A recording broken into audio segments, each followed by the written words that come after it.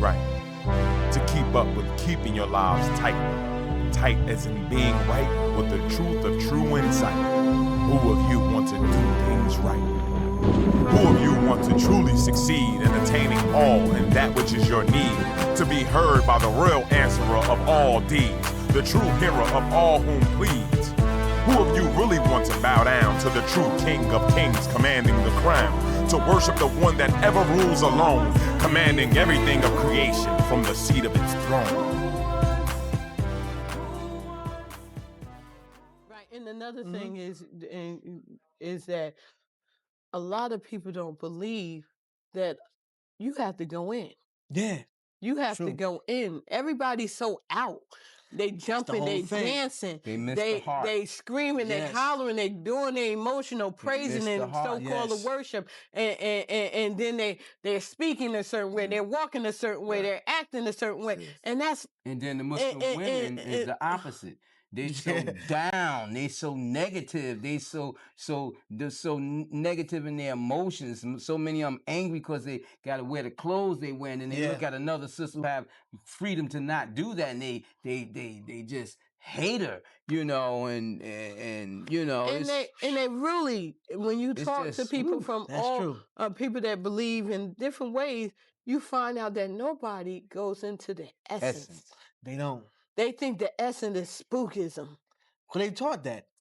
And they think that this here is life. You know, and when you talked about death, you said that body dead. You know. But they don't know that this here within is alive. You know, in Christianity, one thing I can say about the preachers, they always talk about how you gonna leave this flesh behind. Yeah. I mean, that's one good thing they say. You gonna leave this flesh behind. And I've told so many people who worry and be concerned about other people, you know how people judge you, you know, and make you act certain way. I said, don't worry about them. Just start going to funerals. You see one of them laying up in a casket and you say, oh man, I worried about this person and now they gone. It don't even matter.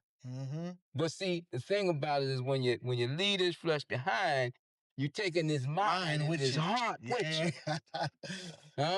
And see, in this essence thing, what we talking about, Ahezaah said, keep this heart clean, prepare this heart, and be a custodian of this heart for its throne.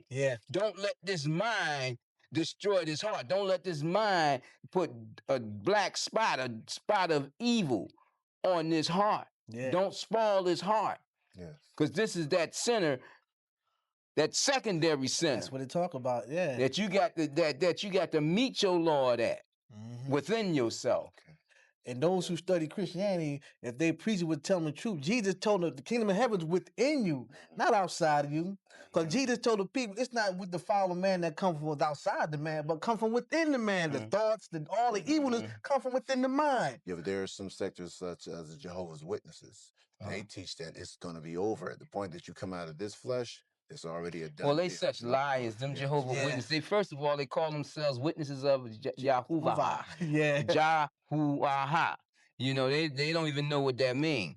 They think that's the name of the Lord, and that's a number of names of the Lord, and by what Moses said is a phrase. You understand? But they such lies to say that they witness. How you gonna say you a witness of the Lord Most High when you have no relationship? When you get to have a relationship with your whoever the prince is of the hall or whatever, you know, you got a relationship with the book. Come on, what Allah is real, and what it calls you to is the real. And anybody in religion that wanna curse Sufism or mysticism or anything that deals with the Christ, with the Nur, you know, with the Ra, with the Ayin of Allah, then they're not dealing with the essence that the prophets dealt with. Because all the prophets dealt with the essence of Allah. They dealt with the unseen. They dealt with what was within. Our people are taught, people in general are taught to fear that and stay away from it. And they got these pictures of the devil. Now, I want to go back to what Holy Queen Mother had said earlier about Jesus suffering and what have you. You know, it's something that the Lord pointed out to me. You know, because I'm going through, you know, a little physical difficulties right now. You know, and I've been suffering. You know, but I say praise be to Ahezaah because Ahezaah is preparing me for something greater. I believe, from what it's as advised me. But I was a warrior, a heavy warrior in my mind and heart, and Ahezaah breaking me down and making me like a lamb, right? Where it's forcing me to let Jabril and it war for me. Of course, there's a greater happening, and I've seen things in the beginning, what Ahezaah's shown me back in 79 and on up, throughout these 29 years or whatever. But the thing about it is, you still had that mind which caused you to flip and be that personality every now and then. Right. So Ahezaah's taking that from me. And then it pointed out to me how Moses had to go through all them changes with those people. Moses was a humble man. He was humble in the court. He was humble with the people. That's why he could turn over and see his people. And then he had to become a warrior. Yeah. When they say he killed a man, he killed him in defense of somebody else. Right, he did. Now, Jesus, he was a warrior. That's why John was talking about Jesus coming back and telling the people, hey, Jesus coming. And when Jesus came, he went to war against the Jews, tearing up their marketplace, cursing them out, going through all kind of changes till Allah allowed them to put him on that cross and punish him in that moment. And then Allah caused him to go out and took him away from Jerusalem so he'd go on and be the Messiah. Then Jesus became a lamb. Right. Muhammad was a lamb. Muhammad was a lamb before he got started. The people in Mecca trusted him with their money and everything. Yeah, they shouldn't have did. Believe they called him They're trustworthy, that's right. They called him Amin. And he had their money and affairs and what have you. Then he became the prophet and Allah turned him into a warrior. Yeah. And he had to fight. Yeah. Now, Jesus suffered on that cross for how many hours, I don't know. But who can judge and say what kind of suffering them people went through and them changes that they had to go through? Right. You see, I'm a witness to myself. Yes. And the changes of mental, emotional, and spiritual, and psychological, and physical changes I've had to go through to rip this warrior out of me. To make me sit back and say, okay, Ahezaah, Jabril, you take it. And I'm still struggling with it. How can I keep this down? How can I keep this down? Right. When somebody come to me, just told you about the man that said something to my daughter, my blood boiled. And I went through physical changes because of this transition I'm going through. I got to control that, but who knows? Who can judge? That's why I used to say, it is the judge. Man can't judge. You can't judge me by looking at me. True indeed. Or listening to me. One of the things that, like you said, that people, they misquote and misturn the prophets, in their own scriptures, Allah showed them. When Jesus, I ain't come to bring people, I come to bring the sword. I come to separate mother from father, mother from daughter, father from son. And every time situation jumped on, he said, let them get money, go buy a sword at a certain time. But Allah's wisdom was on him. So when the Romans came, when he was in the garden, for example, he said, let them who live by the sword die by the sword. Now, because he knew we were outnumbered, we ain't going to win the fight. But see, people don't take that for being divinely guided. They thinking wisdom is smart. Yeah. He knew what Allah was showing him, because he perceived they thought. Allah giving them gifts. But people take the words of the Lord and the message, making them what they want them to be. Right. Even in Islam, like Holy-Apostle was saying, they quote, the Muslims like to quote this all the time. When you go to war, first is with words, then on levels. They want to do, as soon as you say you this or that, they want to kill first or blow you up first. Say, how you fighting the jihad? Not only you, your mama, your papa, your neighbors, the people that live across town. And the greatest holy war to struggle with this, the self. So now how many Muslims feel that? No, they would want to come and jihad with us. Go outside, but it's outside of them again. You know it's crazy when you got Muslims out there talking about, I'll match my wit with your wit. Even now, the Wild Steve Muhammad and them, I'll match my wit with your wit. I'll behead you and turn your head to the east. What about fighting that devil that's coming out of you now? Fighting that devil that's within you. That whip with that devil inside of you. Right. Because if you start matching that whip, because see, that wit is Ahezaah. So right, they don't even recognize that. You done stole something, and now you want to match it with something. You want to take what you unstole, Claim or something. and then you asking someone to take what they unstole, and let's match it together. He's always gonna rise to the top. So you and your foolishness need to turn and go inside yourself and start trying to work on that devil that's inside. Because see, a lot of people can't relate to that. And I was telling people, what do you know about the devil? What you see on TV or what them preachers like. I remember when I was a kid, when it was thunder and lightning, the devil beating his wife. Oh my Lord. No, sun shower.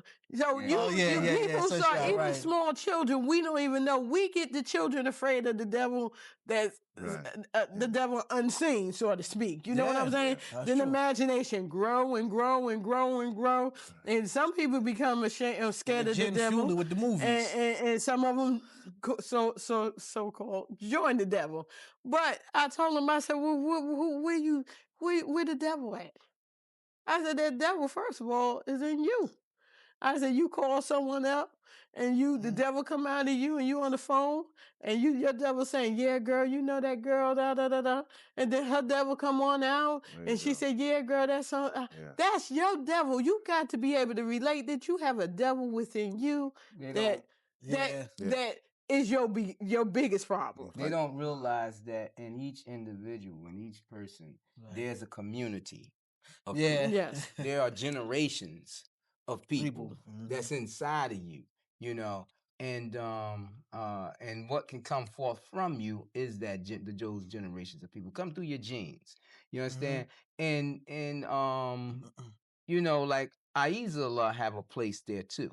And you have to take that community of people. You got to take the good and the bad of yourself and try to get all those individual beings inside yourself to surrender to the Lord. You understand? Because if you don't, then you might come out to be one of those psychopaths or whatever, schizophrenic or what people with all them different personalities jumping out because as a punishment from the master of your being. That's never absent, although it's unseen and sometimes so quiet, absolutely quiet that you can't hear it. You know what I'm saying? I mean, we got to get back to the essence, man. And the thing is, the psychiatrist, the psychotherapist, they know about that inner being. Oh, yeah. That's Sigmund Freud, was it, that came up with the id? Stole that from the Arabs, knowing that id means the. As al means the, from the Hebrews, el means the, and as like an as-salam means the, and ash like ash-shahid is the. The is the definite article or the definite item of life itself, of everything. And in that id, he knew or he recognized from studying the religions, the truth of the religions that they hide, to try to build up his reputation, that it is the main item of your brain. You got your conscious mind and your unconscious mind. Then you got something that make you do things that that you can't figure out. You understand? That's in control. You know? And that's that id. And then they drew a picture of it, showing that, the id is the largest part. You got the conscious, most of it is up above the water. And the unconscious is basically below the water and a little above the water. And the id is completely below the water. You know? You people, you got internets, go check it out on the internet. I either gave it that information about that. When it says Allah Quran, smite them at the back of the neck. Back here. That's where that devil at. That's that devil trying to get you in that cerebral. That cerebellum. Medulla oblongata. Try to keep that information that Ahezaah sending down, through the center of your being, to keep it from rising up to that brain. Because he try to catch it before it get there. And that's why your devil know more about you and what is about to happen with you than you do. And the trials are set. You understand? They don't understand how the unseen work. How your devil can work with my devil unseen, and we not be aware of it. And try to work that magic to keep us from achieving what we need to achieve. You know, that's why you can tell a person, you know, well, Ahezaah said never say a person is a disbeliever because, you know, you don't know belief yet. Well, I'm in a different position. Right. You know, Ahezaah tells me who are disbelievers and show me, and, you know, there's a different law for me. Right. But I try to show people sometimes, you know, where their disbelief lies. Disbelief lie in they doubt. Disbelief may lie in the act that they commit. You understand? And then they say, how could you say, I believe? Yeah, you telling your mind that you believe. Your mind telling your heart and your body that you believe.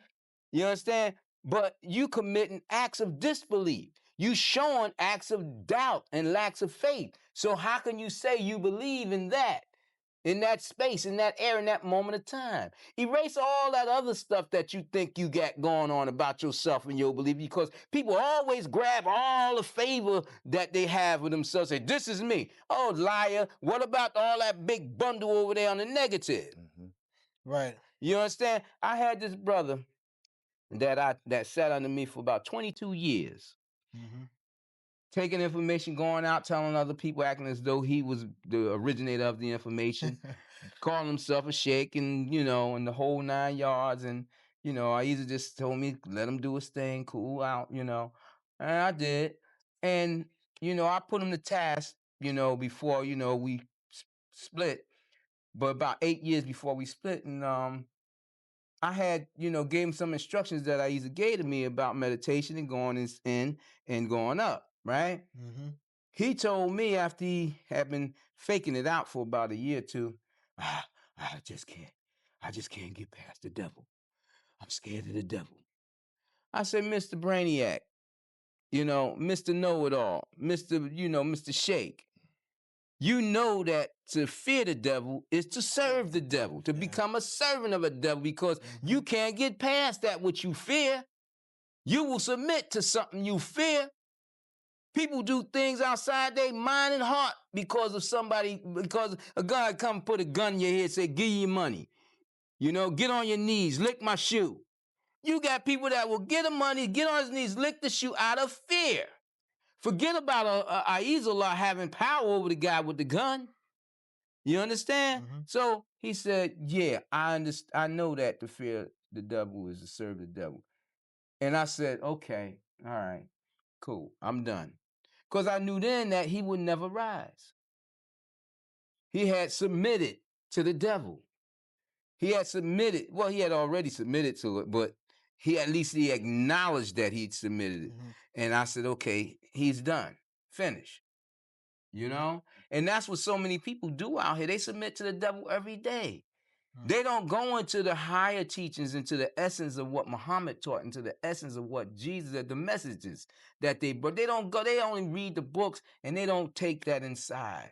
Man, if you don't pray to Allah and speak to Allah and ask Allah to speak to you and ask Allah to come into your life and manifest to you that it is real, manifest to you that you are in total need of it, that you are the illusion, that you are the creature. If you don't do these things, man, you're going to stay on the surface. You're going to be a babbling idiot in the eyes of Allah and the angels because you out there acting like you know something, knowing by experiencing, and you only knowing by hearing. Right.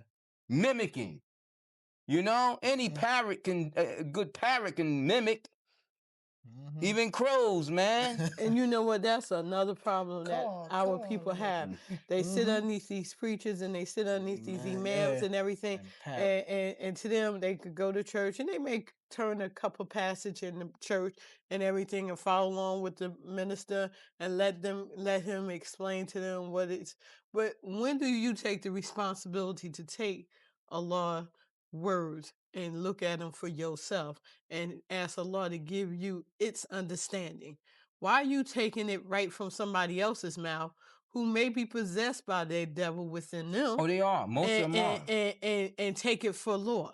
You need to try to have your own personal relationship. Yeah. You know, if you don't seek to have your own personal relationship, you're not going to stand on the firm foundation with Allah. Right. You'll stand on the firm foundation with your ministers or your imams. Yeah. You know, and the thing is, Allah, if Allah said to the people, you could reach me by going through Jesus, And if you believe that, oh, that's on you.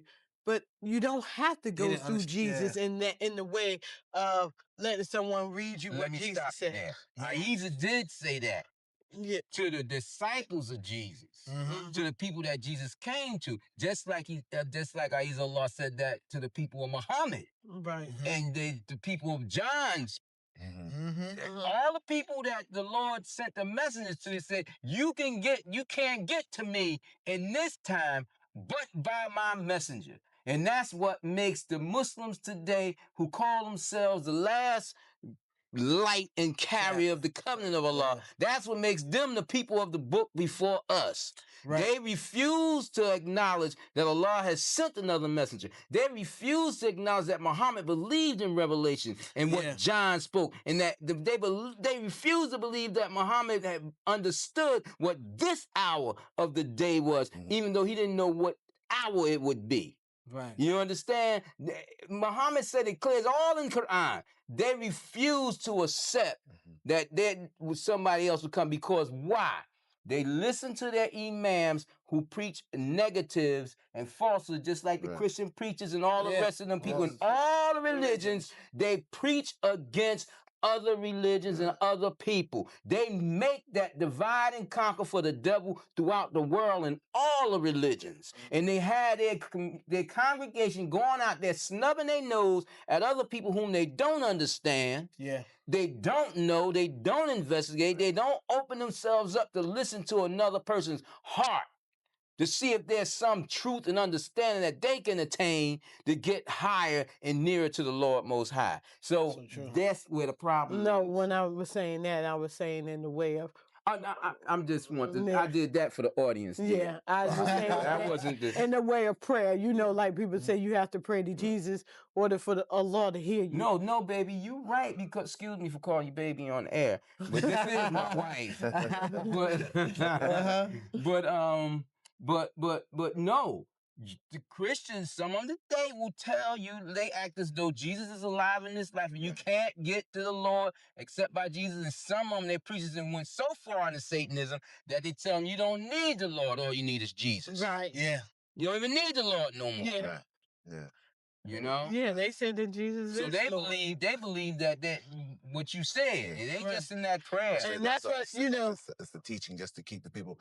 Divide and conquer. Satanism. And the people aren't prepared to witness. They don't want to be a witness to the reality, the truth that's within them. The worst of them is the ones that call themselves the witness.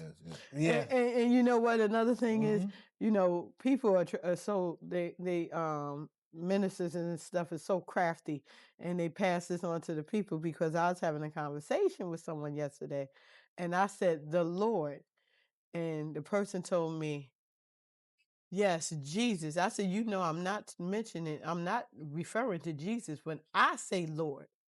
She said, well, if you're not referring to Jesus, then you should say Heavenly Father, because that's my Heavenly Father. I said, let me tell you something. Don't act like communication is broken down that bad. You know, people can't relate with other people or other religion because of communication. But come on, let's not go there. You know what I'm saying? Because people try to play that shenanigan. You call it, Jesus was a Lord. Jesus is a Lord. Muhammad is a Lord. But you saying that Muhammad wasn't a Lord because Jesus suffered more than Muhammad. But then he didn't. And I say, Lord, I'm talking about Ahezaah, the supreme existence. And you talking about Heavenly Father. Get out my face with that garbage. As if they were witnesses. Muhammad went to war, and he was a humble, light man. And he had to fight, and his people was concerned because they know he wasn't a fighter. And he got injured in wars, and how long them wars lasted? 25 years or whatever? You know, they fought for years. And you don't know how many times he got injured. He got poisoned. He had to live with poison for 10 years before he passed on. And he forgave the woman who poisoned him because she turned into a staunch believer. You know, all we know about Jesus is that in that incident, he got beat down, thorns put on his head, the people threw stuff in the road. He suffered in that day. And, you know, and it's a terrible suffering. I'm not taking anything away from him. I don't know how much more he suffered because Allah has not revealed that to me. But we know he suffered in that moment, and Allah and the angels, by Allah's command, got him out of there and delivered him into the world of the wilderness and where he didn't have to deal with those socialites anymore. He got away. Where Muhammad had to stay and fight and go through all kinds of changes, you know. And others, too. Look at John. Come on. Beheaded. John was beheaded for speaking what Jesus was speaking, and he was a major prophet. Jesus was the Messiah. Jesus was supposed to get out of there. John had to stay and endure a whole lot of hardship that they ain't even writing about. You know, so we can't make those judgments, you know. True indeed. Divide and conquer all the way, you know. It's divide and conquer. You know, the devil rules today, you know, and Jesus is the sign of the day. His name is being used in greater proportion than any other name today. Even the Muslims using the name of Jesus. You know, every religion using the name of Jesus. Every people trying to talk English and they trying to get with Christianity so that they could get the goods of this world from the people of this world. But now the time is ticking and things is turning around. Revelations is coming into play, and the people, and we at that part of the book where the people are about to turn on the whore, the Jezebel over here in the East. Yeah, they're about to turn on them. You know, and the money is breaking down. Society breaking down. They trying to act like we're not in a recession when we've been in a recession for 2 or 3 years, maybe. You know, we've been seeing signs of that a long time. You know, and they just hoping that they can go and rob some other nation, get lucky, make a lucky strike, you know, like a cigarette, right? And come up smoking something good so they can put money back in the bank. You know, because that's why they want to fight with Iran and Iraq and all them so bad. They got to get some money, man. They got to get some goods, some riches from the land. The same as the conquerors from the past times. And The they exact know same, that. same motivation. And the thing is, it's funny, you said divide and conquer, and we could see it so clearly, but nobody else could see. Once they had to free the slaves, they said, okay, you could come on and be a part of our church. See, they had to always keep what we call the house niggas and the field niggas. Oh, yeah. So once they had to leave the plantation, they had to find another way. So the people that came from Africa believed in one Lord. They worshiped the Lord and the Lord alone. Yeah. So then the Caucasian man like, okay, we ain't got on the plantation so we could keep them divide and conquer. So let us get them into this Christianity. Yeah, allow them to eat, but read that Bible alone. And what have you, so we can keep that divide and conquer there. Yeah. So now, not only house niggas and field niggas, but now we got religion, divide and conquer. Well, by the sign, I hear the music playing that this show's program is about to come to an end. You know, but we want to thank you for tuning in this program and A.H.A.D moment, the calm before the storm. We hope that you enjoy what you heard and that you continue watching this program. There's much to be learned from the messenger, Holy Queen, you know, we sitting on this panel that give forth this message. And the many things that you hear here, you won't hear in your synagogues, masjids, churches, because they're not about truth as the truth really means. Jesus says you should know the truth and the truth will set you free. If you know the Lord, which is the truth, Al-Haq in Islam, they know these words, these terminology. Holy Queen must say, they play with the language. And Allah always teaches here about the dictionary, the importance of reading the spiritual books with the English dictionary to understand what words mean and how they have power to keep you enslaved under their control. Holy Queen Mother mentioned that earlier about the ministers, how they keep the people under sway. But we want you to be freed up and liberated so you can serve your Lord and Master, the one reality and truth in this day and time. With that being said, this has been an A.H.A.D moment, the calm before the storm. If you want to reach us by correspondence, you can reach us at A.H.A.D Incorporated, Post Office Box 8795, Newark, New Jersey, 07102. Who of you want to do things right? To keep up with keeping your lives tight as in being right with the truth of true insight. Who of you want to do things right? Who of you want to truly succeed?